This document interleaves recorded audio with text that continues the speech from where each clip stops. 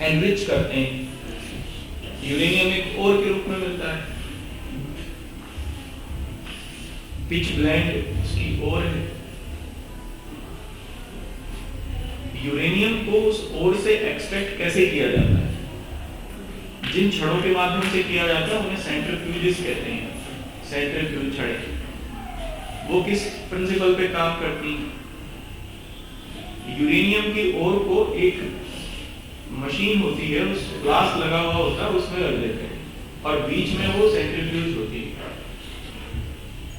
वो सेंट्रीफ्यूज इतनी तेजी से घूमती है, 1,00,000 राउंड पर मिनट, पर सेकंड शायद या पर मिनट, ऐसा कुछ उसकी स्पीड होती है। हाईली स्पीड होती है उसमें। उस स्पीड के कारण वहां एक इलेक्ट्रोमैग्नेटिक फील्ड जनरेट हो जाता है और वो इलेक्ट्रोमैग्नेटिक फील्ड उस यूरेनियम की ओर में से यूरेनियम को सेंट्रीफ्यूज पर इकट्ठा करना शुरू कर देता है। इसलिए ये चुंबकत्व का सिद्धांत जो है ना, ये हर जगह काम करता है। जब आप अपने को इतनी तेजी से घुमाओगे 10,000 राउंड पर मिनट, अपने आप एक ऐसा इलेक्ट्रोमैग्नेटिक फील्ड बन जाएगा कि सारी अच्छी अच्छी चीजें नेचर से निकल के वो आप में आने लगी।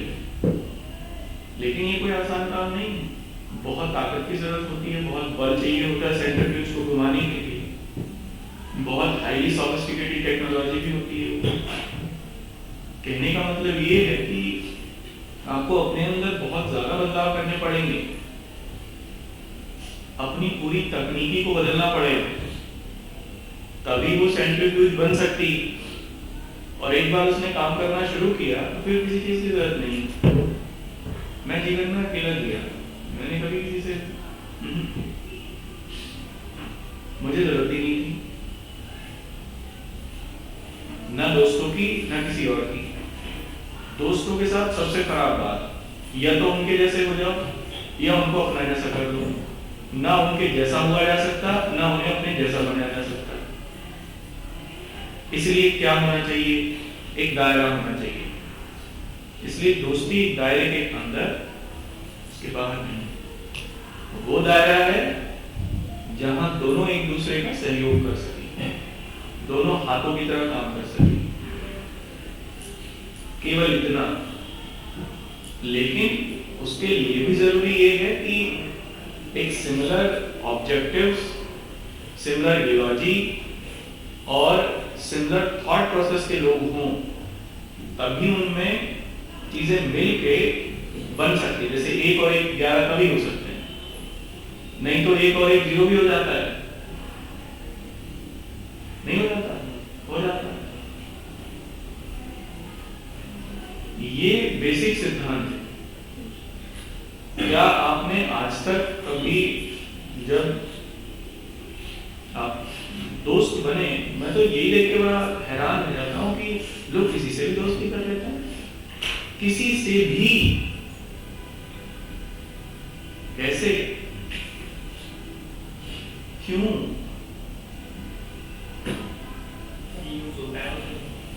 नहीं, बात यूज या थ्रो की मैं नहीं कह रहा, ये तो कोई मतलब ही नहीं है, ये तो एक अलग बात है। मेरे कहने का मतलब केवल इतना है, आप किसी को अपनी लाइफ में कैसे शामिल कर सकते हो और बिना कुछ सोचे विचारे, बिना किसी चीज को समझे। इसका मतलब आपका समझ का लेवल बहुत ही नीचे है। अभी आपको, मैं आपको नहीं कह रहा, आपसे यहां से मतलब इसमें मैं शामिल भी हूं, सभी के लिए बोल रहा हूं। हम लोग ऐसी नादानियां कर लेते हैं, ऐसी चीजें कर लेते हैं लाइफ में जिनके साइड इफेक्ट का हमें पता ही नहीं होता। जब ये साइड इफेक्ट सामने आते हैं, वो बर्बादी के रूप में आते हैं या आबादी के रूप में आते हैं। आबाद भी कर देते हैं और बर्बाद भी कर देते हैं। इसलिए बड़ा सावधान होना चाहिए लाइफ में, बहुत ज्यादा सावधान। अगर एक कदम भी आपने बेवकूफी से उठाया, इसलिए समझदारी सबसे पहली चीज है लाइफ में। और पहला समझदार व्यक्ति मैं उसे मानता हूं जो ये जानता है कि वो कुछ नहीं जानता। मैं ये जानता हूं कि मैं कुछ नहीं जानता। इसलिए मुझे जिससे जो चीज सीखने को मिलती है मैं उससे सीख लेता हूँ। अगर मैं ये मानूंगा कि मैं जानता हूँ, इसका मतलब मैं सीखने के लिए तैयार नहीं हूँ, मैं सीख ही नहीं पाऊंगा, क्योंकि जगह ही नहीं मेरे अंदर। मैं तो भरा पड़ा हूँ बिल्कुल, मैं तो जानता हूँ। हो जाती है तो दोस्ती का तो सोचना पड़ेगा कि हाँ ये है वही से कर लेंगे। ठीक है, ये बात मैंने मान लिया कि अधिकतर ऐसा होता है कि जैसा होगा ना कैसे ही लोग कनेक्ट होते हैं। मैंने ये बात आपकी मान ली, इस बात को मैं इससे इत्तेफाक नहीं करता, लेकिन मुझे ये बताइए क्या वो एक विदिन दायरा नहीं होनी चाहिए? मैंने इसी बात को लेकर कहा है। अच्छा, एक और चीज, अटेंटिव होना बड़ा जरूरी है। अगर आपका दोस्त, चलो ठीक है, आपके दोस्ती किसी से हो गई और आपने बातचीत उसकी शुरू हो गई आपकी,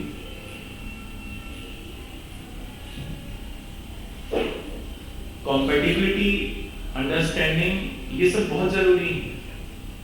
अब उसका आधार क्या हो? तो उसका आधार कम से कम आप ये तो देखोगे ही कि कहीं हमारे वाले जो गोल है उसमें परेशानी तो नहीं आ रही है इससे। मान लीजिए मैं स्मोकिंग करता हूं, मैं शराब पीता हूं, आप स्मोकिंग नहीं करते, आप शराब नहीं पीते, लेकिन आप मेरे दोस्त, मैं आपको रोज ले जाता हूं शाम को घुमाने, और आपको मैं कहता हूं कि यार पी के देख, यार पी के देख, और फिर मैं हर तरीके से कोशिश ये करता हूं, क्योंकि मैं चाहता हूं मेरी तरह ये भी पीने लगे, कंपनी देगा कम से कम, और मैं हर तरीके से इसे कंपाइल करने की कोशिश करता हूं कि नहीं बहुत मजा आता है, सब पी के देखो। इन्होंने पीनी शुरू कर दी। ये वाला जो संबंध है ना दोस्ती का, ये इमोशनल होता है, इमोशनल अटैचमेंट है ये। कितनी बार मना करेंगे, उसके बाद क्या होगा? दोनों एक से हो गए। अब इनको अपना दायरा निश्चित करना है। ये जरूरी नहीं है कि मैं एक नैतिक व्यक्ति हूं, ये तो जरूरी नहीं है, लेकिन इन्हें अपनी एक चारों तरफ एक ऐसा घेरा बनाना पड़ेगा जिसे मैं ना तोड़ पाऊं। जब मैं ये बोल रहा हूं कि आप ऐसा कर लो, तब इन्हें मुझे मेरी औकात दिखानी पड़ेगी ना, आपकी औकात ये नहीं रही। ये मेरा इनर सर्कल है, इसमें मैं किसी को नहीं आने देता, ये मैं किसी को नहीं आने दूंगा। अब आप बताइए क्या करें? समस्या यहाँ पे है, समस्या यहाँ नहीं। जैसे मान लीजिए, देखो अपने चारों ओर ना अब ठंड बहुत पड़ रही है, आप जब घर से बाहर निकलते हो या कोई काम करने के लिए जाते हो तो कपड़ों की ना तय बनानी पड़ती है, लेयर्स, लेयरटिक कपड़े आपको पहनने पड़ते हैं, पहले नीचे, फिर उसके ऊपर, फिर उसके ऊपर, और सबसे बाहर वाली, तब जाके ये बचती है। जब नकारात्मक माहौल सामने ज्यादा हो, तब आपको उतनी ही बेशर्मी की तय लगानी पड़ेगी अपने सामने, नहीं तो लोग ऐसा करेंगे कि बस आपको यकीन नहीं होगा कि अच्छा ऐसा भी हो गया, और ऐसा हो जाता है। सही कह रहे हो। पता तब चलता है जब हो गया होता है।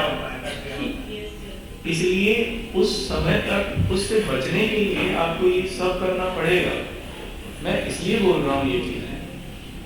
देखो, लाइफ में एक ही चीज हो सकती है, लाइफ में ऐसी कभी वो कोई बात नहीं है कि बहुत सारी चीजें एक साथ हो जाएं। या तो आप एक साथ अपने गोल के प्रति समर्पित होके और उसे अचीव करने की तरफ बढ़ सकते हैं, या फिर आप पंचायती हो सकते हैं। एक ही काम होगा, दोनों काम एक साथ नहीं होंगे। अगर आप पंचायती हो तो फिर ये मान लो कि वो गोल अचीव नहीं होगा, क्योंकि उसकी डिमांड को आप पूरा कर ही नहीं पाओगे।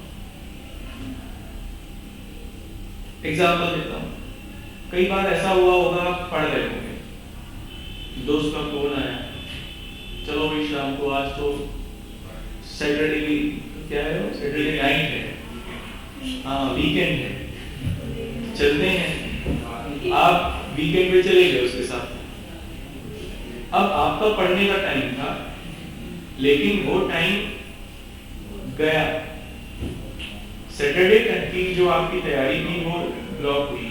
अब इसके बाद में संडे और जाएगा।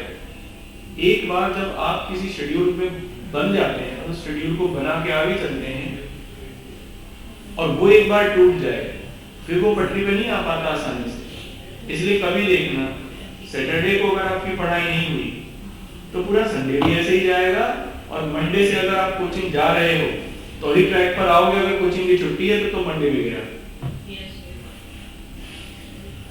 क्यों हुआ ऐसा?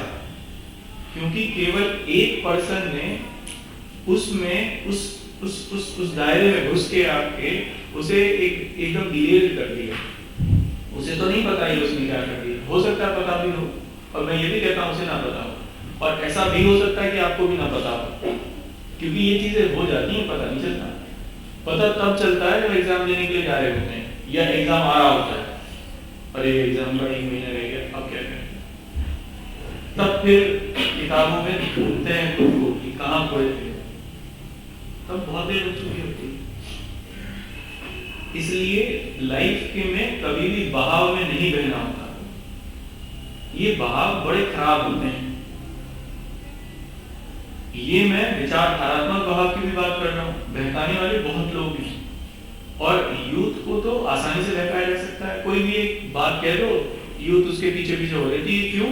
क्योंकि हार्मोनिकल बैलेंस इस समय यूथ में ऐसा होता है कि वो इमोशंस उनके बहुत ज्यादा स्ट्रांग हुए होते हैं।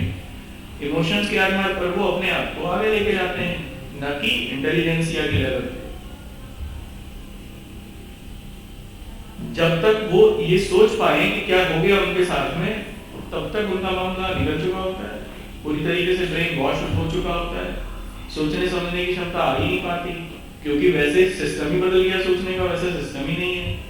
अब यहाँ वो पुर्जा ही नहीं है जो उस तरीके से सोच पाता है, तो कैसे होगा? जैसे आपने देखा होगा, आपको कई सारे ऐसे लोग मिलेंगे जिन्हें आप खूब बताइए कि सही है, लेकिन वो बिल्कुल नहीं मानेंगे कि ये सही है। उसको इनके पीछे इसको मानने का कोई आधार नहीं होगा, आपकी उस बात को गलत कहने का कोई आधार नहीं होगा। आपकी बात को वो गलत सिद्ध नहीं कर पाएंगे, लेकिन वो ये नहीं मानेंगे कि आप सही कह रहे हैं। क्यों? क्योंकि उनके यहाँ पे वो चीज नहीं है, वो एप्लीकेशन ही करप्ट हो गई। सर उनके साथ टाइम वेस्ट करना बेकार है। बिल्कुल टाइम वेस्ट करना बेकार नहीं है, लाइफ ही वेस्ट हो जाएगी अगर टाइम। और आपने, क्योंकि वो चीजें, अच्छा ये बताओ, कंप्यूटर देखा है?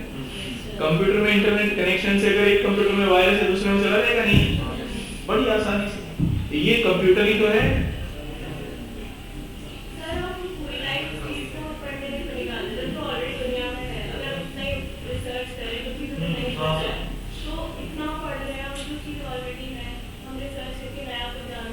देखो रिसर्च कब होगी? रिसर्च में दो बातें हैं, रिसर्च को समझो।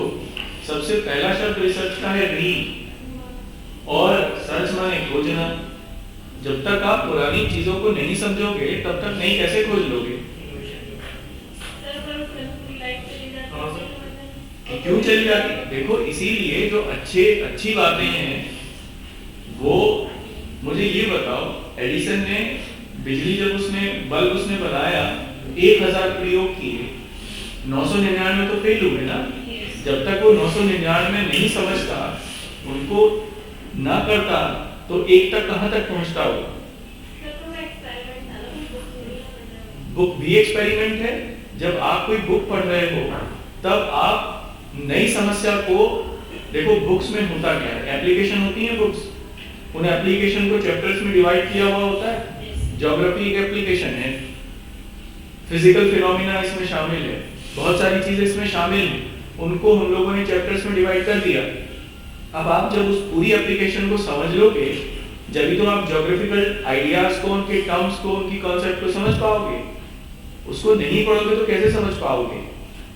इसलिए आप कैसे पहली सीढ़ी को पे चढ़े बिना आप अंतिम पे पहुंचने का कैसे प्रयास कर रहे हो?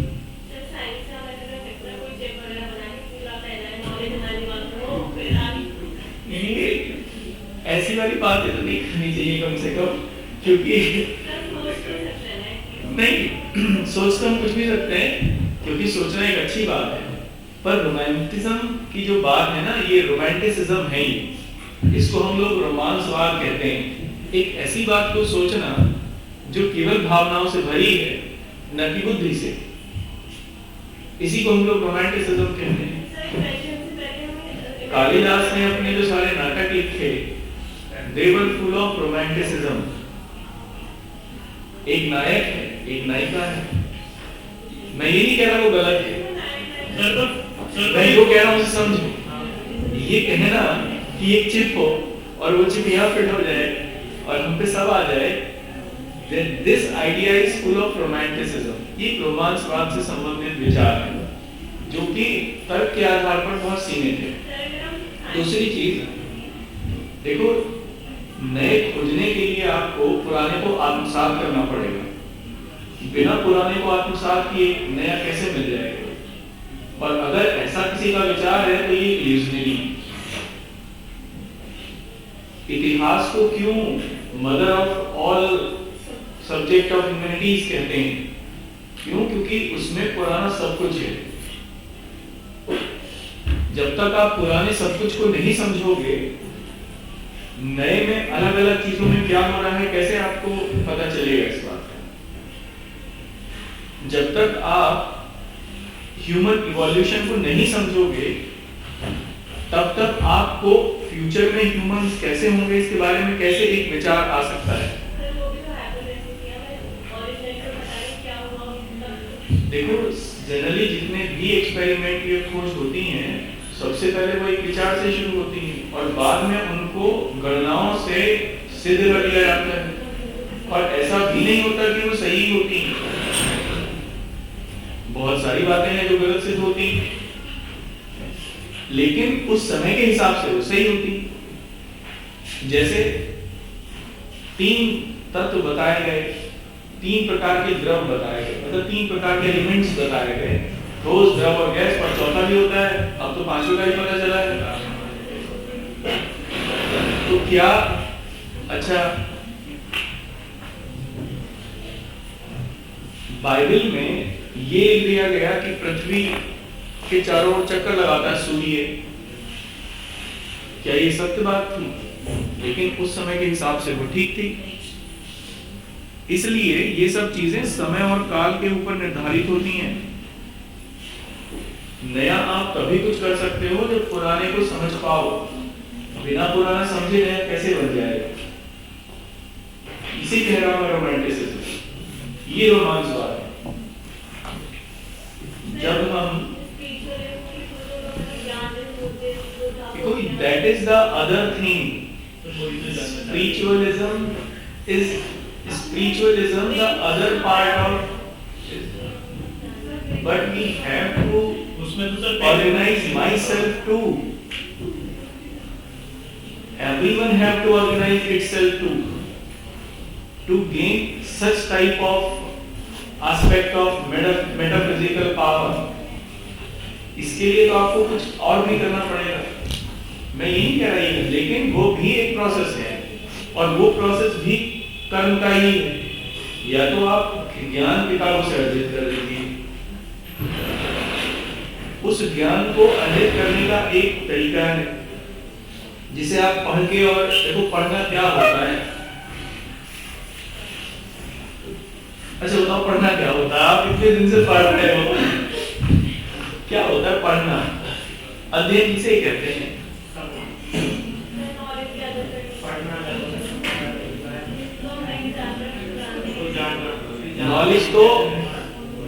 नॉलेज तो बिना पढ़े भी गैदर हो सकती है। जब एक जेल कतरा जेल में पहुंचता है तब वो फुल फ्लैश्ड मर्डरर होकर निकलता है। वो कितनी नॉलेज गेन करके आता है वहां से? वहां तो नहीं पढ़ा वो।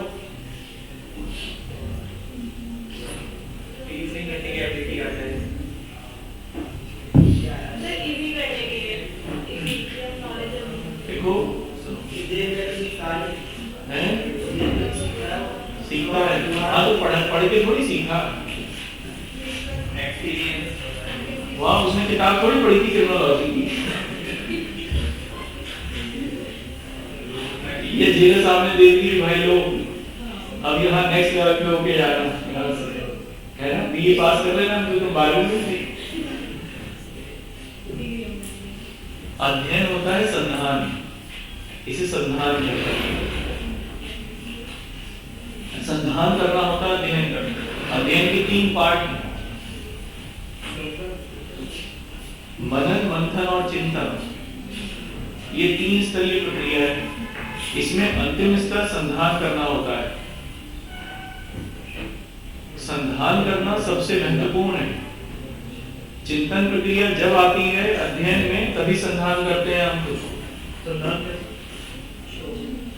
संधान का मतलब होता है खुद को एक जगह पर एकाग्र कर लेना। इसको हम लोग संधान करना कहते हैं। अपनी संपूर्ण क्षमताओं को एक जगह पर इकट्ठा कर लेना संधान करना कहलाता है। अध्ययन का हिस्सा है ये, क्योंकि चिंतन यहीं से आता है।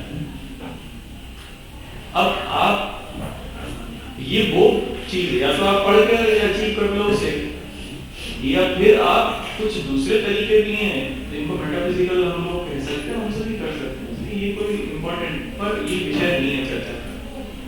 कुल मिला के यही है कि मेहनत करिए और बड़ा सकारात्मक रूप से। पढ़ना आसान नहीं है, जो आप कर रहे हो आसान नहीं। और ये भी है कि सब लोग पढ़ने भी नहीं आते, ये भी मुझे पता है। अपने पड़ोसी को समझा लो। मैं क्या कह रहा था, आप भी हाँ क्या कह रहा था मैं अभी?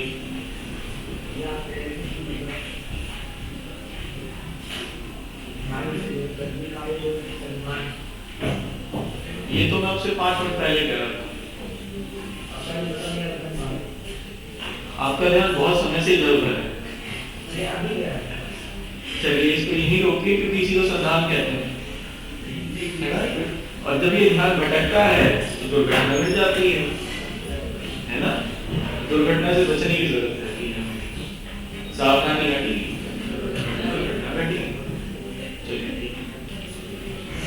चलो पढ़ लो।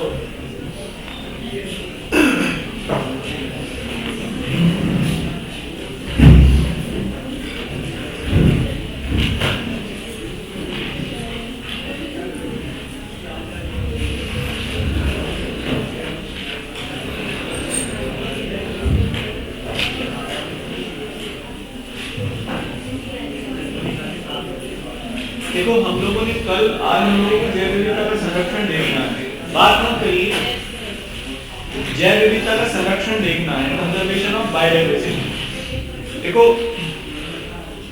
2 तरीके से विधियों के स्तर पर अगर हम लोग देखें तो जैव विविधता के संरक्षण की 2 विधियां हैं। एक विधि है जैव विविधता को संरक्षित कर दिया जाए जहां वो अपने प्राकृतिक आवास में मिलती है, यानी वनों में। इसे कहते हैं हम लोग in situ conservation. In situ का मतलब है जहां वो पाई जाए वहीं पर। एक दूसरी इसमें है एक्स सीटू कंजर्वेशन, यानी जहां वो प्राकृतिक आवास में मिलती है उस जगह के बाहर कहीं पर कोई ऐसा प्राकृतिक आवास बना के हम लोग उसे संरक्षित कर रहे हैं। जैसे मछली नदी में, समुद्र में मिलेगी तो उसका एक प्राकृतिक आवास है, या पोखर में, झील में, जहां भी। लेकिन अगर हम लोग एक्वेरियम बना के उसे संरक्षित कर लेते हैं तो ये एक्स सीटू कंजर्वेशन कहलाता है।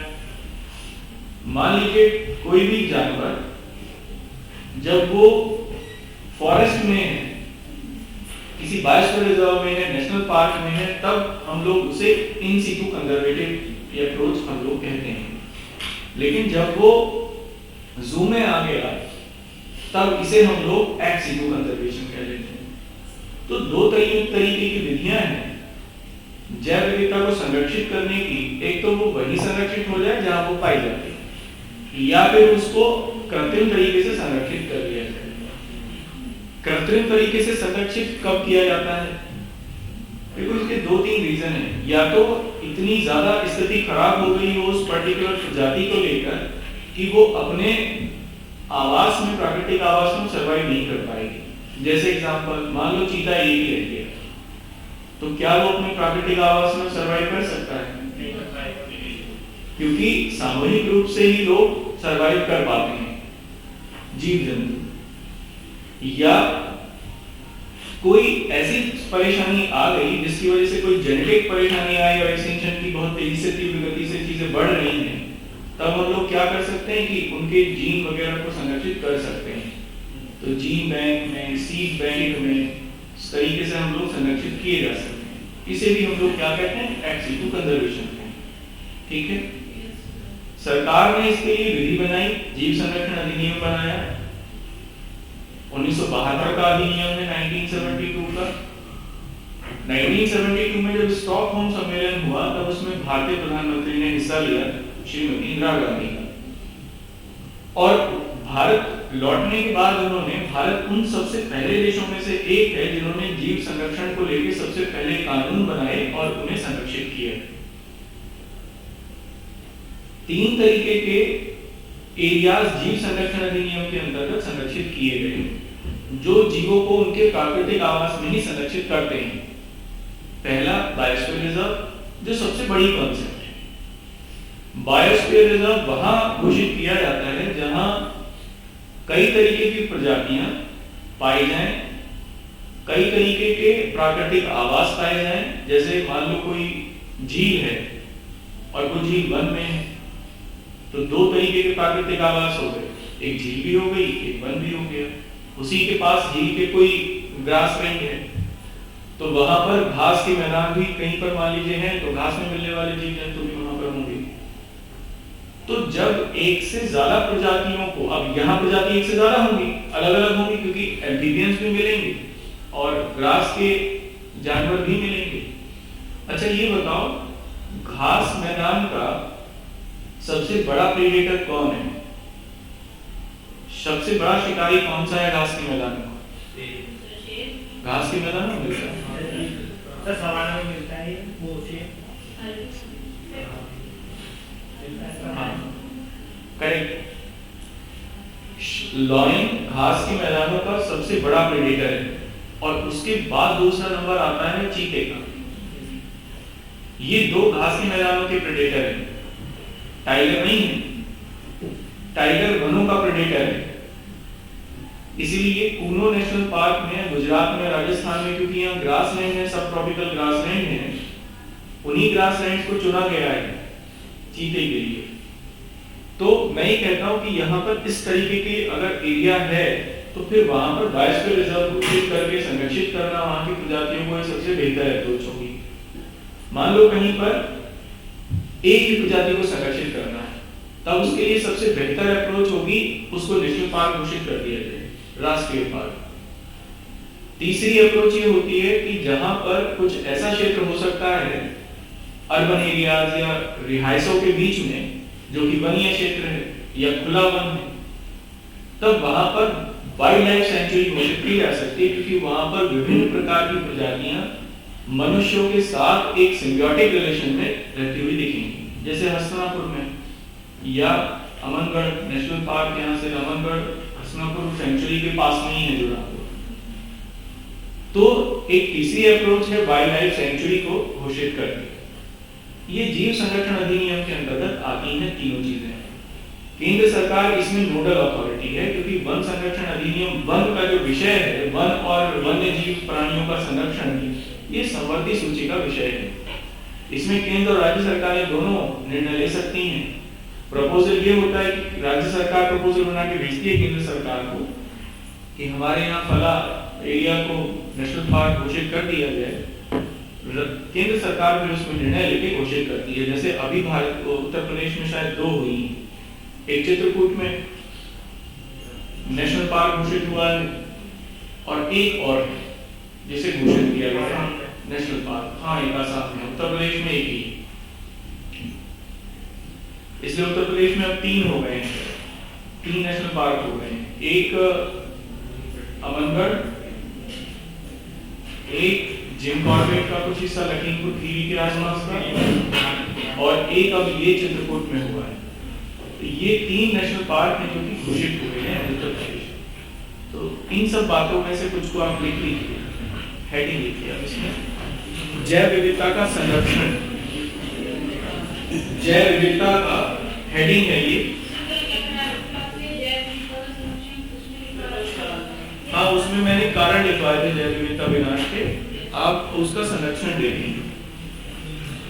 ये कल से ही आगे होगा, वो जो लोग आज नए हैं उनके लिए है। ठीक, लिखो। सामान्यतः जैव विविधता को दो विधियों के आधार पर संरक्षित कर सकते हैं। Generally, biodiversity could be preserved by two methods.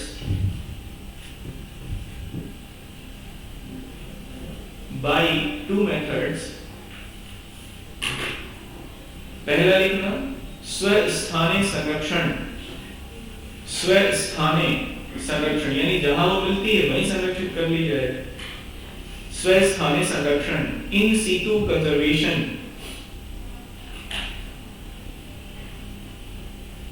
दूसरा लिखिए बाह्य स्थानिक संरक्षण। बाह्य स्थानिक संरक्षण यानी किसी बाहर जाके उसे संरक्षित कर ले, इसे कहते हैं एक्स शीटू कंजर्वेशन। ठीक है, अब देखो स्वस्थानीय संरक्षण के नीचे आप कुछ चीजें लिख लीजिए। कौन कौन सी ऐसी चीजें हैं जहां स्वस्थानीय संरक्षण पाया जाता है, वो कौन कौन सी विधियां हैं। तो सबसे पहले लिखना जैव मंडल आरक्षित क्षेत्र, बायोस्फीयर रिजर्व। जैव मंडल आरक्षित क्षेत्र स्वस्थानीय के नीचे लिखना बायोस्फीयर रिजर्व। दूसरा लिखना राष्ट्रीय उद्यान, नेशनल पार्क।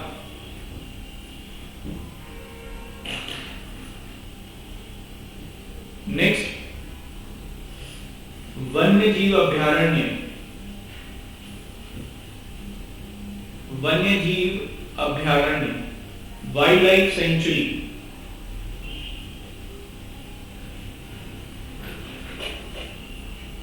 ठीक है, नेक्स्ट लिखना पवित्र उपवन, सैक्रेड ग्रोव्स। पवित्र उपवन, सैक्रेड ग्रोव्स, ग्रोव्स GROVES। देखो हमारे यहाँ पर ये बताओ कि वन एक आध्यात्मिक मूल्य रखते हैं? नहीं। ट्राइबल एरियाज में या ट्राइब्स में, कुछ ट्राइब्स में कुछ वनों को ईश्वर माना जाता है और वो उन्हें संरक्षित करते हैं उन वनों को। उनको हम लोग पवित्र उपवन कहते हैं, सैक्रेड ग्रोव्स कहते हैं। तो सरकार मान लो कोई ट्राइब किसी पर्टिकुलर एरिया में रहती है और वो ये मानती है कि उसकी आध्यात्मिक भावनाएं उस जंगल से जुड़ी हुई हैं, तो उसे पवित्र उपवन घोषित कर सकती है। ठीक है, तो सर वन हमारे आध्यात्मिक रूप से प्रोटेक्ट हो गए। बिल्कुल लिखवाया है मैंने पहले, लिखो इसमें। नेक्स्ट समुद्री संरक्षित क्षेत्र, समुद्री संरक्षित क्षेत्र, मैरीटाइम कंजर्वेटिव एरियाज। ठीक है, या मैरीटाइम प्रोटेक्टेड एरियाज होगा शायद, मैरीटाइम प्रोटेक्टेड एरियाज। देखो समुद्रों को भी संरक्षित कर लिया जाता है। जैसे चेन्नई में बहुत सारे एरिया को संरक्षित कर दिया गया है। और जैसे चेन्नई में भारत का पहला ड्यूगोंग रिजर्व बनाया गया है तमिलनाडु में। ड्यूगोंग एक पक्षी है जनरली, समुद्री गाय, समुद्री गाय, पक्षी नहीं समुद्री गाय। और उसे संरक्षित किया गया है तमिलनाडु में, क्योंकि वहां पर उसका प्राकृतिक आवास मिलता है समुद्र में। तो मैरीटाइम प्रोटेक्टेड एरियाज में। नेक्स्ट लिखो इसमें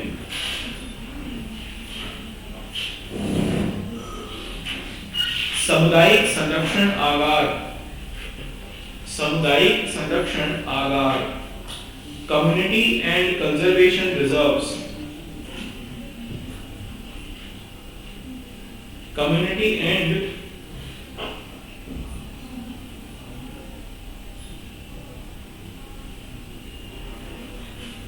कम्युनिटी कंजर्वेशन रिजर्व, ये जितने भी थे ये सब इन सीटू कंजर्वेशन के तौर तरीके थे। अब नेक्स्ट लिखना एक्स सीटू कंजर्वेशन के नीचे क्षेत्र रिजर्व एरिया को कहते हैं आधार। नेक्स्ट लिखना इसमें बाह्य स्थानीय संरक्षण में, बाह्य स्थानीय संरक्षण में लिखना सबसे पहले चिड़ियाघर जू, ठीक है। वनस्पति उद्यान बॉटनिकल गार्डन, वनस्पति उद्यान या बॉटनिकल गार्डन, ठीक है। जंतु उद्यान जूलॉजिकल पार्क,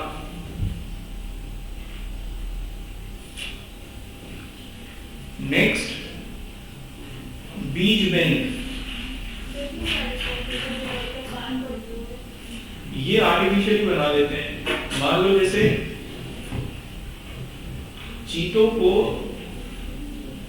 वाइल्ड में न छोड़ के पहले सरकार ने उसके बाहर एक घेरा बना दिया था और उनको 1 महीने तक उसमें रखा गया था पहले, बाद में उन्हें उस घेरे के बाहर निकाला गया, तो वो जंतु उद्यान है क्योंकि वो आर्टिफिशियली बिल्ड किया गया था उनके एनवायरनमेंट के अकॉर्डिंग, या जिससे वो पैनिक ना हो जाए शुरुआत में। तो ये जंतु उद्यान एक उसी तरीके की, कहने का मतलब ये है आर्टिफिशियली हम लोग किसी पर्टिकुलर प्रजाति को संरक्षित करने के लिए कोई एरिया डेवलप कर लेते हैं, उसी को हम लोग जंतु उद्यान कहते हैं। नेक्स्ट लिखिए इसमें जंतु उद्यान हो गया। जीन बैंक, जीन बैंक, बीज बैंक तो लिखिएगा ना, सीड बैंक यही है। अच्छा एक और लिखिएगा क्रायोजेनिक रिजर्व, क्रायोजेनिक बैंक लिखिए, cryogenic reserve bank, cryogenic reserve bank. निम्न शीतित तापगृह भी कहते हैं, निम्न शीतित तापगृह, ठीक है। ये विधियां हैं इसकी। अब आप इसमें अगले पॉइंट में लिखना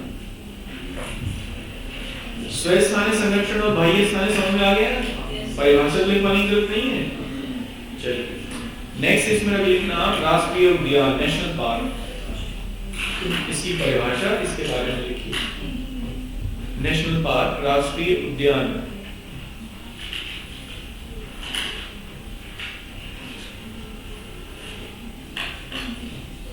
ठीक है।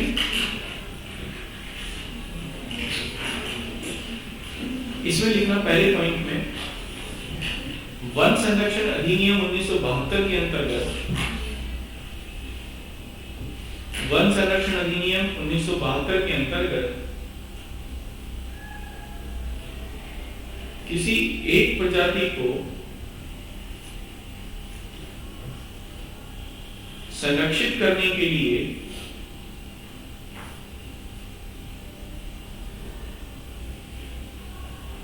किसी एक प्रजाति को संरक्षित करने के लिए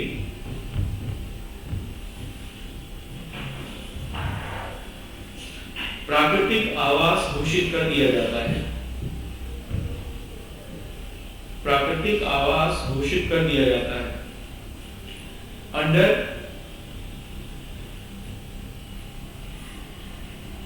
wild life protection act 1972, under Wildlife Protection Act 1972 to protect a particular species, natural area, natural habitat, natural habitat is being declared, is being declared.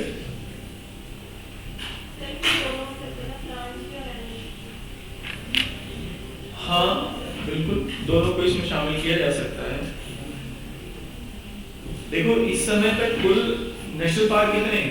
108 है, 108 8 हैं, 105 है शायद मेरे पास। तो 2 बढ़ गए, 6 थे 2 बढ़ गए। अच्छा ये 2 बढ़ी हैं अभी।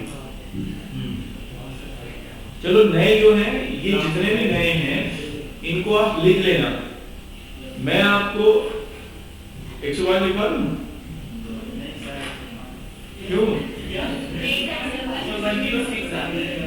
106 हैं, लिखवाने तो हैं, खुद देख लोगे कहां से? गूगल बाबा 108 मिल जाएंगे सोचे। चलो लिखो। भारत के राष्ट्रीय उद्यान, national park of India. National park of India, पहला लिखना है इसमें अंशी, अंशी ANSHI, अंशी राष्ट्रीय उद्यान, अंशी नेशनल पार्क कहां है? कर्नाटक में, डैश करके लिखिए कर्नाटक। नेक्स्ट लिखना बालफकराम, बालफकराम कहां है ये? मेघालय में, ये बहुत बार आया एग्जाम में। नेक्स्ट लिखना बांधवगढ़, बांधवगढ़ मध्य प्रदेश, ठीक है। नेक्स्ट लिखना, अच्छा ये जो नदी जोड़ परियोजना है भारत की, उत्तर प्रदेश की, कौन सी? केन और बेतवा, ये इसी से होके जाती है। नेक्स्ट लिखना बांदीपुर, ये चीज मैं तो कर लेना नोट। देखो मैम ने कहा था, याद आ गई होगी आपको बात।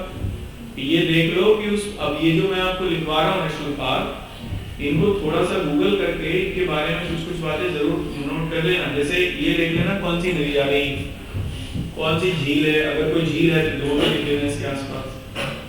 अच्छा ये नेशनल पार्क में कुछ प्रजातियों के लिए भी प्रसिद्ध हैं। वैसे जैसे सारे तो ये शेरों के लिए, टाइगर्स के लिए हैं, लेकिन इनके टाइगर के साथ साथ कुछ और भी इनकी अपनी स्पेसिफिकेशंस हैं।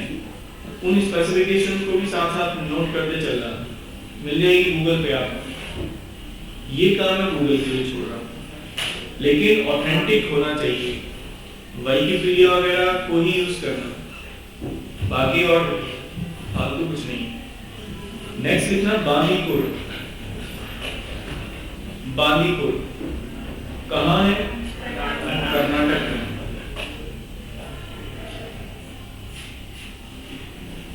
नेक्स्ट लिखना बनेरघट्टा, बनेरघट्टा BANERGHATTA, बनेरघट्टा, ये कहाँ है?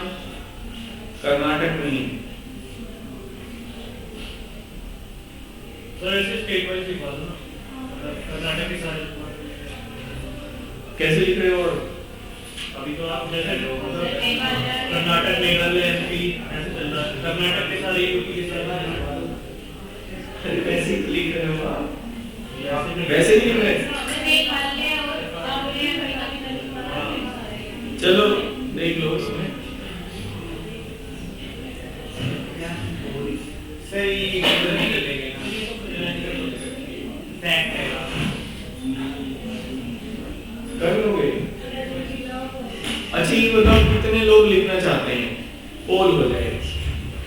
वो मैं पास नहीं हूँ। कितने लोग नहीं लिखना चाहते? और बाकी में क्या है? ये तो बाकियों की संख्या ज्यादा है।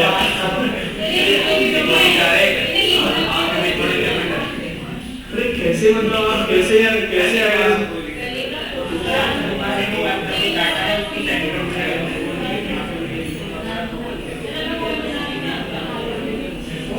चलो एक काम करो, मैं इसमें कुछ ना एक एक आध चीजें देखो, इतना तो फायदा मिल जाएगा आपको कि अगर आप मैं लिखवाऊंगा तो इसमें कुछ ना कुछ एक आध चीजें एक्स्ट्रा मिल जाएंगे आपको। एग्जाम के पर्सपेक्टिव से क्या पूछा जाता है एग्जाम्स में ये आपको मिल जाएगा, बाकी गूगल से ये शायद नहीं मिलेगा, इतना आता है। तो बताओ, लिखो बंसदा या वसंदा लिख सकते हैं, वसंदा, VASANDA, वसंदा गुजरात में। गलों के लिए प्रसिद्ध है, जंगली गलों के लिए। अच्छा, ये बिना जंगल वाले गले नाराज हो जाएंगे, सारी को कहते हैं गले के लिए प्रसिद्ध है। नेक्स्ट लिखो बेतला, गुजरात में गधे वही मिलते हैं, बेतला। तो नेक्स्ट लिखो झारखंड, शेर तो नहीं मिलते, बेतला तो आप देखो दक्षिण पश्चिम में वो कहीं यहाँ नहीं मिलते, यहाँ तो गधे ही मिलते हैं। बेतला झारखंड। नेक्स्ट लिखो ब्लैक बक राष्ट्रीय उद्यान, ब्लैक बक, काला हिरन। नहीं नहीं, गुजरात नहीं है ब्लैक बक। इसको वेलबादर भी नाम, इसका अब जो नाम है वो वेलबादर है, वेलबादर। तो ब्लैक बक के आगे वेलबादर लिख लेना, वेलबादर राष्ट्रीय उद्यान भी इसका नया नाम है, पहले ब्लैक बक ही था। देखो ये काले हिरन आपको राजस्थान और गुजरात में मिले क्योंकि ये temperate grass, sorry tropical grass के जीव हैं। नेक्स्ट लिखना बुक्सा, बुक्सा, बुक्सा BUXA, बुक्सा राष्ट्रीय उद्यान, ये पश्चिम बंगाल में है। और इस बार को लेकर इसका एक डाटा था शायद, और वो डेटा ये था बुक्सा को लेके कि इसमें इसका एरिया शायद 2021 की फॉरेस्ट सर्वे रिपोर्ट के अनुसार इसका एरिया में सबसे तेजी से वृद्धि हुई है शायद, ऐसा कोई डेटा था मुझे जहां तक याद आ रहा है। बुक्सा से संबंधित कुछ डेटा है, आप उसे या तो मैं चेक करके कल लिखवा दूंगा आपको, इसको इसके आगे थोड़ी जगह छोड़ देना लिखने में। अभी एक्चुअली इस बार की जो फॉरेस्ट पॉलिसी आई थी उसमें एक नया ट्रेंड शुरू किया गया, राष्ट्रीय उद्यानों में फॉरेस्ट एरिया कितना है और किसमें बढ़ रहा है किसमें कम हो रहा है, इसको भी उन्होंने मापा था। तो इसी तरीके का ये मापन या पैमाइश अब इसकी हुई है। तो बुक्सा में शायद सबसे ज्यादा बढ़ा है और कर्नाटक के शेषाचलम में या बांदीपुर में इनमें कम हुआ है। मैं आपको ये डेटा दे दूंगा, फॉरेस्ट सर्वे रिपोर्ट का है। नेक्स्ट लिखना है इसमें कैंपबेल राष्ट्रीय उद्यान, कैंपबेल, कैंपबेल अंडमान निकोबार में।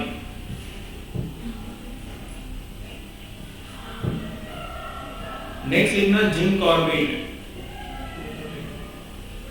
उत्तराखंड में, और इसके आगे डैश करके लिखना सबसे पुराना, द ओल्डेस्ट वन। इसका पहले नाम था हेली नेशनल पार्क, तो इसका ब्रैकेट में लिख लीजिए हेली राष्ट्रीय उद्यान, हेली नेशनल पार्क है जी। रामगंगा, तो रामगंगा भी डिस्कस किया गया, रामगंगा नेशनल पार्क, क्योंकि रामगंगा बहती है इसमें से, रामगंगा नदी इसमें से होके बहती है जिम कॉर्बेट में से। नेक्स्ट लिखना डेजर्ट राष्ट्रीय उद्यान, डेजर्ट नेशनल पार्क, राजस्थान में।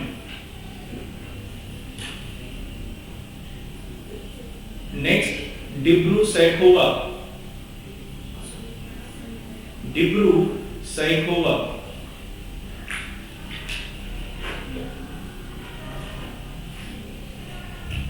असम में है ये, और ये बायोस्फीयर रिजर्व भी है, शायद सबसे छोटों में से एक है। बायोस्फीयर रिजर्व को मत लिखना यहाँ पर, इस ऐसा कुछ मत लिखना, अभी वहां लिखवा दूंगा इसको, लेकिन ये डिब्रू सैखोवा सबसे छोटा बायोस्फीयर रिजर्व भी है। नेक्स्ट लिखना है इसमें दुधवा, दुधवा राष्ट्रीय उद्यान, उत्तर प्रदेश में है, लखीमपुर खीरी पीलीभीत जिले में।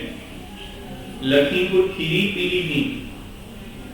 सर ये ना एक क्वेश्चन था कि दुर्गा नेशनल पार्क कहाँ है, तो इसलिए लखीमपुर खीरी दे रहा था और इनमें अकेले भी दे रहा था। लखीमपुर खीरी लिखेंगे फिर, क्योंकि इसका सबसे बड़ा पार्ट उसी में है। वैसे तो ये दोनों जिलों में फैला हुआ है, लेकिन लखीमपुर खीरी में इसका सबसे बड़ा पार्ट आता है।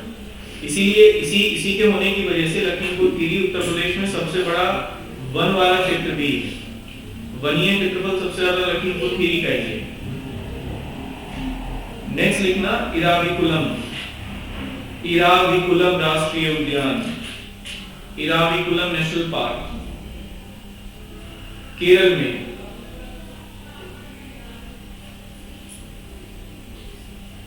नेक्स्ट लिखना Mandla, Mandla fossil park, Mandla fossil park. ये सबसे छोटा है कि वहां पर है मध्य प्रदेश में, मंडला जिले में है मध्य प्रदेश के। यहां पर प्लांट का सबसे पुराना फॉसिल मिला है, वनस्पति के सबसे पुराने अवशेष मिले हैं यहाँ से, इसीलिए इसे मंडला फॉसिल पार्क के नाम से जानते हैं। लिख लीजिए इसके आगे डैश करके, सबसे छोटा राष्ट्रीय उद्यान, smallest national park, 0.27 square kilometre area है। नेक्स्ट लिखना गलतिया, गलतिया GALATHIYA, गलतिया राष्ट्रीय उद्यान, गलतिया नेशनल पार्क,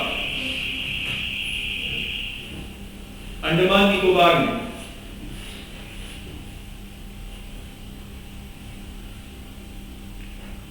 नेक्स्ट गंगोत्री राष्ट्रीय उद्यान, उत्तराखंड में।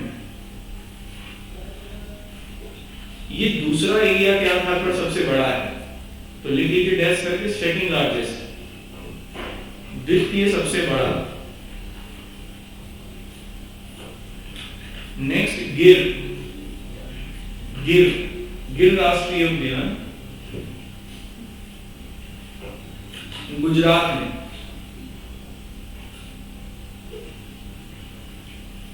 नेक्स्ट गोरुमारा, गोरुमारा पश्चिम बंगाल में।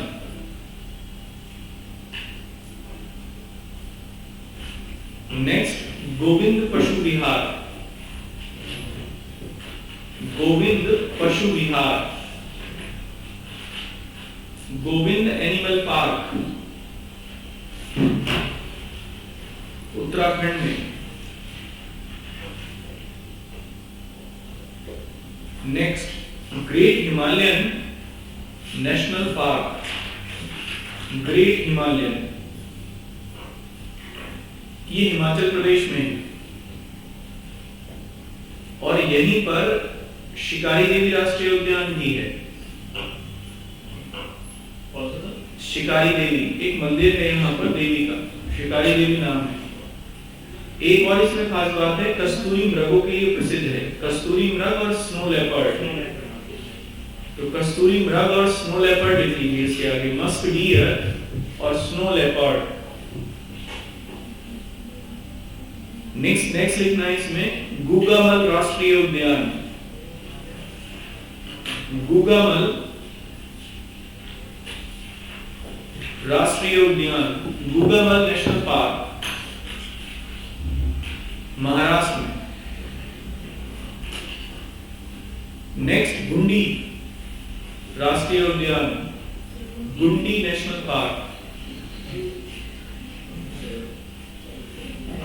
लड़के बड़े खुश हुए, मिला मौका है, नहीं तो गुंडा ही होता था आज तक। तो पहली बार नया शब्द सुनने को मिला, नहीं है गुंडी का।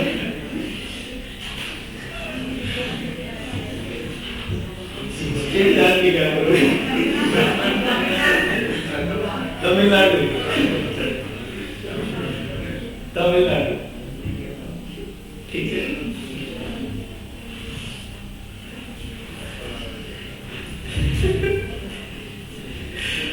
नेक्स्ट लिखना कच्छ की खाड़ी राष्ट्रीय उद्यान, run of Kutch national park, Kutch की खाड़ी राष्ट्रीय उद्यान, run of Kutch national park, ये मरीन नेशनल पार्क है तो ब्रैकेट में मरीन लिख लेना। हाँ, समुद्री राष्ट्रीय उद्यान है गुजरात में। नेक्स्ट, मन्नार की खाड़ी मरीन नेशनल पार्क, मन्नार की खाड़ी marine national park, gulf of Mannar marine national park, Tamil Nadu. Next लिखना हेमिस, HEMIS, हेमिस राष्ट्रीय उद्यान, हेमिस नेशनल पार्क, ये लद्दाख में है। हाँ जी, सबसे बड़ा है, लिख लो इसके आगे डैश करके। भारत का सबसे बड़ा राष्ट्रीय park, India's largest national park, 4400 square kilometre area है। India's largest national park Ladakh में।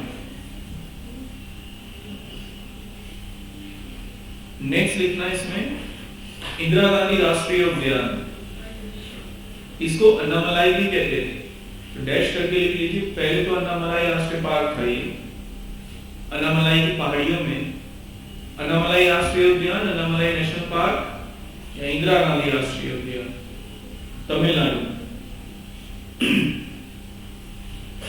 नेक्स्ट, इंद्रावती, इंद्रावती राष्ट्रीय उद्यान, इंद्रावती नेशनल पार्क, छत्तीसगढ़ में।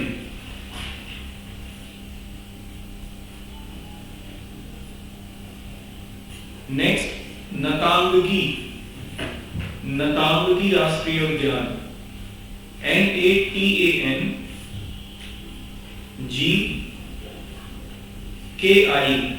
नतांगकी राष्ट्रीय उद्यान, नागालैंड में।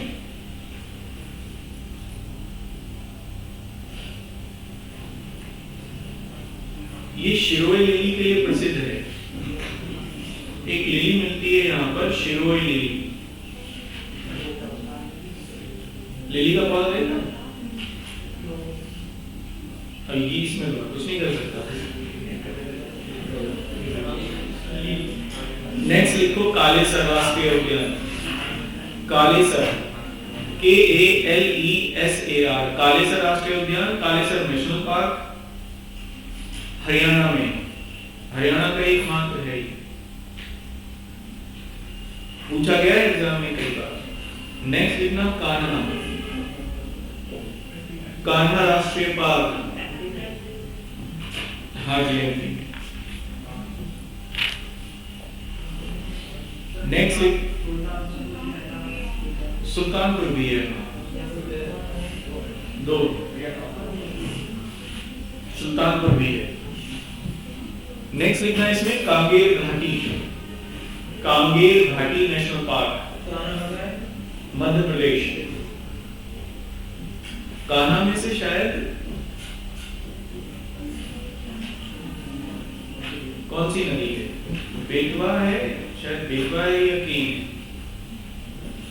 कोई सी इनमें से बाकी है। इसमें से एक बार चेक कर लेना, ये नदियां चेक कर लेना आप जरूर, कौन किसके पास कौन सी नदी है, ये बहुत इंपॉर्टेंट है।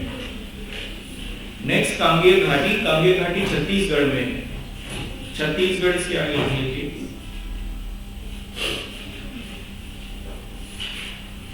कासु ब्रह्मानंद रेड्डी, नेक्स्ट कासु ब्रह्मानंद रेड्डी नेशनल पार्क, तेलंगाना में। नेक्स्ट काजीरंगा, आसाम में। और वन हॉर्न राइनो के लिए प्रसिद्ध है, famous for one horn rhino, हाँ एक सींग वाला गेंडा। नेक्स्ट देखिए कैबुल लामजो, हाँ कैबुल लामजो मणिपुर। और इसके आगे लिख लीजिए एकमात्र तैरता हुआ राष्ट्रीय park, only floating national park, only floating national park. Next लिखिए केवलादेव घाना। केवलादेव घाना राजस्थान में। नेक्स्ट कामचन जोदांग। कामचन या कंचनजंगा को कहते हैं actually, Khangchendzonga national park. Khangchendzonga national park Sikkim में। ये कंचनजंगा भी कह देते हैं इसे, एक ही बात है, क्योंकि कंचनजंगा पर ही है। Next Kishtwar national park. Kishtwar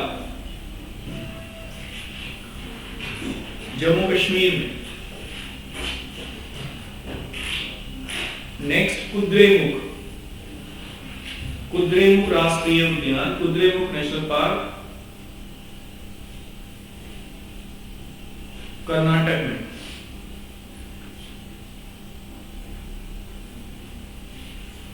next Madhav राष्ट्रीय उद्यान। माधव, ये शेर के नाम पे माधवराव सिंधिया ने रखा था इसको। माधव राष्ट्रीय उद्यान मध्य प्रदेश में। नेक्स्ट लिखना वांदूर राष्ट्रीय उद्यान। Wandoor VANDUR, Wandoor national park. इसे महात्मा गांधी मरीन राष्ट्रीय पार्क भी कहते हैं, तो ब्रैकेट में Mahatma Gandhi marine national park Andaman Nicobar में।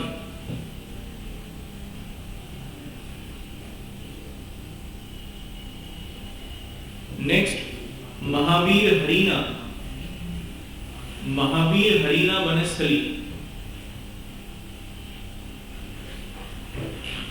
तेलंगाना में।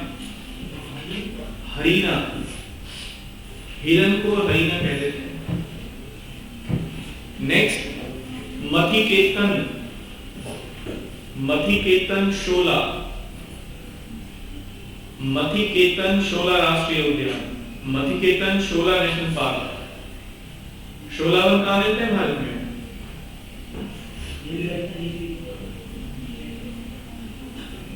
केवल नीलगिरी में। पश्चिम घाट में नहीं लिखा है तो शोला वन। केरल लिखो इसमें, केरल। नेक्स्ट लिखना मिडल बटन राष्ट्रीय उद्यान, middle button national park, middle button राष्ट्रीय उद्यान।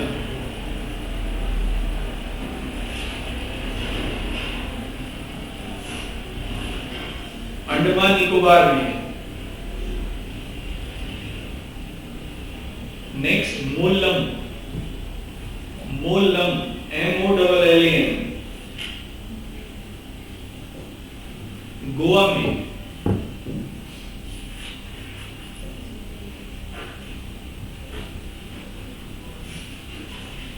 नेक्स्ट लिखना मॉरिंग, मॉरिंग राष्ट्रीय उद्यान, मॉरिंग नेशनल पार्क अरुणाचल प्रदेश में।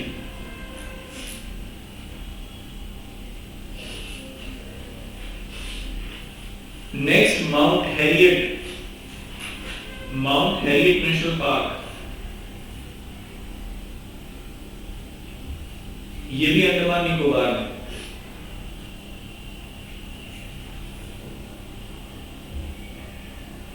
Next Mrugavani, Mrugavani national park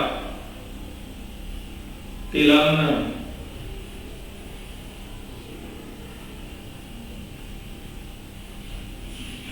अच्छा, बिहार की स्पीसीज आई थी अभी, किया किसी ने form fill?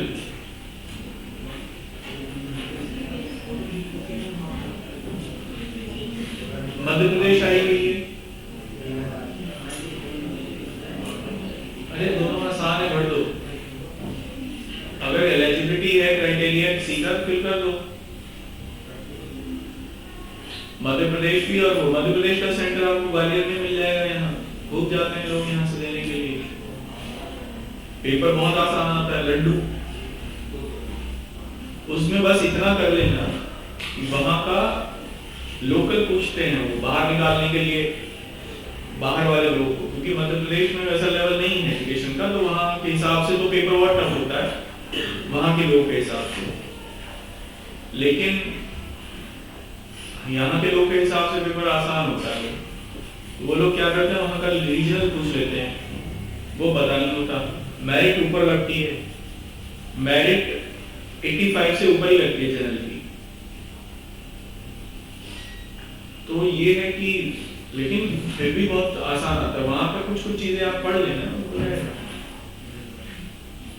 Civil rights act से काफी पूछते हैं वहां क्वेश्चन। चलो नेक्स्ट लिखना, मरुमानी लिखी है तेलंगाना में, Mudumalai, Mudumalai national park Tamil Nadu. Next Mukurthi, Mukurthi MUKURTHI, ये भी Tamil Nadu. Next Murlen, MURLEN, Murlen national park Mizoram में।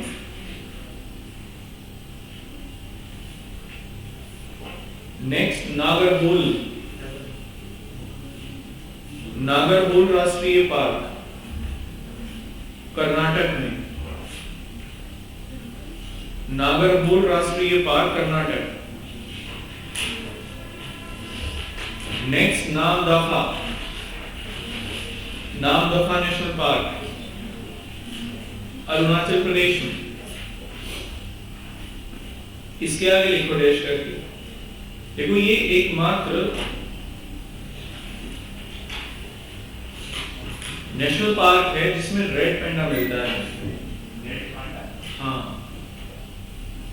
रेड पांडा एक नियर एक्सटिंक्ट प्रजाति है, बहुत शाई नेचर का होता है, इस नेशनल पार्क में मिलता है। हाँ, हर्बीवोरस होता है। डैश करके लिखिए इसमें, रेड पांडा पाया जाता है, red panda is being found. अच्छा, ये बहुत लिखा था ना बालफकराम, हम लोगों ने मेघालय, उसमें एक मात्र नेशनल पार्क है जिसमें बिल्ली प्रजाति की, बिल्ली की सारी, बिल्ली जो प्रजाति है उसके सारे रूप पाए जाते हैं। लेपर्ड भी और शेर भी, वो शेर कहते हैं ये टाइगर, स्नो लेपर्ड भी, और एक चौथे में जंगली बिल्ली आती है, वो भी मिलता है। हाँ, बालफकराम, इसमें लिख लीजिए डैश करके, एकमात्र राष्ट्रीय उद्यान, एकमात्र राष्ट्रीय उद्यान बालफकराम के आगे लिखना, मेघालय में सबसे शुरू में है वहां। बिल्ली प्रजाति की सभी जातियां यहां से प्राप्त होती हैं, सभी जातियां यहां से प्राप्त होती हैं। We found the whole species of cat race, whole species of cat race. मुझे देखो ये बताते बताते याद आ गया, मुझे मैं भूल गया था। नेक्स्ट लिखना इसमें नामेरी, नेक्स्ट नामेरी राष्ट्रीय उद्यान, नामेरी नेशनल पार्क, नामेरी। शेर सवाना का है, कैट स्पीशीज में नहीं आता शेर, शेर कैट में शेर सवाना में भी, शेर कैट स्पीशीज में कब आता है? नहीं, टाइगर आएगा, लेपर्ड आएगा, स्नो लेपर्ड इसी में आता है, और जंगली बिल्ली इसमें आती है। जंगली बिल्ली वाइल्ड कैट उसे कहते हैं, थोड़ी बड़ी होती है साइज में। फिर उसके बाद लेपर्ड, तो लेपर्ड में स्नो लेपर्ड भी आ जाएंगे। लेपर्ड कई तरीके के होते हैं, लेकिन उसमें लेपर्ड है, और फिर उसके बाद टाइगर है। शेर अलग प्रजाति है। नेक्स्ट लिखिए इसमें नामेरी, आसाम में, आसाम, हाँ आसाम में लिखिए। नेक्स्ट लिखना नंदा देवी, बायोस्फीयर रिजर्व भी है नंदा देवी, उत्तराखंड में, चमोली में। नेक्स्ट नवागांव, ये नवीगांव मिशन, नवीगांव राष्ट्रीय उद्यान, नवीगांव महाराष्ट्र में। नेक्स्ट नेवरा घाटी राष्ट्रीय उद्यान, नेवरा, नेवरा वैली राष्ट्रीय उद्यान, नेवरा वैली नेशनल पार्क, पश्चिम बंगाल में। नेक्स्ट नॉकरेक, नॉकरेक राष्ट्रीय उद्यान, नॉकरेक national park,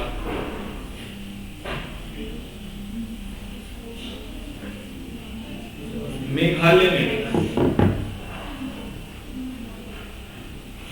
next north button island, south का ना, ये north Andaman Nicobar island, north button island, Andaman Nicobar island.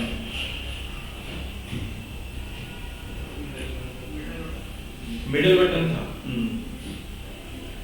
Next लिखो ओरांग राष्ट्रीय पार्क, ओरांग नेशनल पार्क, इसी में ओरांग जनजाति भी रहती है, असम में।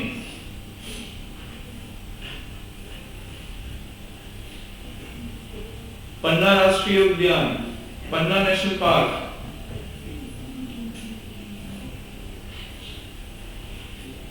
मध्य प्रदेश में।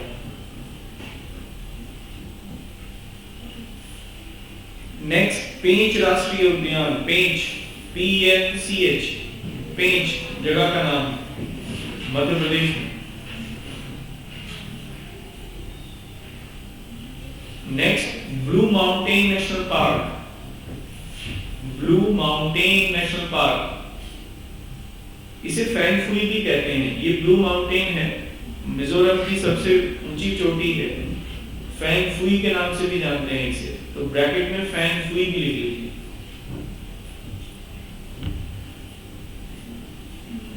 Next pin valley, pin, PIN, pin valley राष्ट्रीय उद्यान, पिन घाटी, हिमाचल में है और कस्तूरी मृग के लिए प्रसिद्ध है। Himachal is famous for musk deer.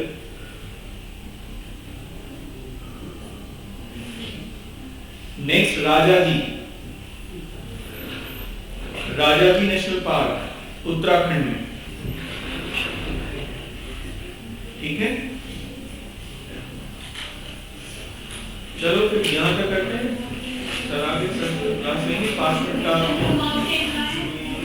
Blue mountain Mizoram, Mizoram की सबसे ऊंची चोटी है, फैंगफुई भी कहते हैं इसे। ठीक है,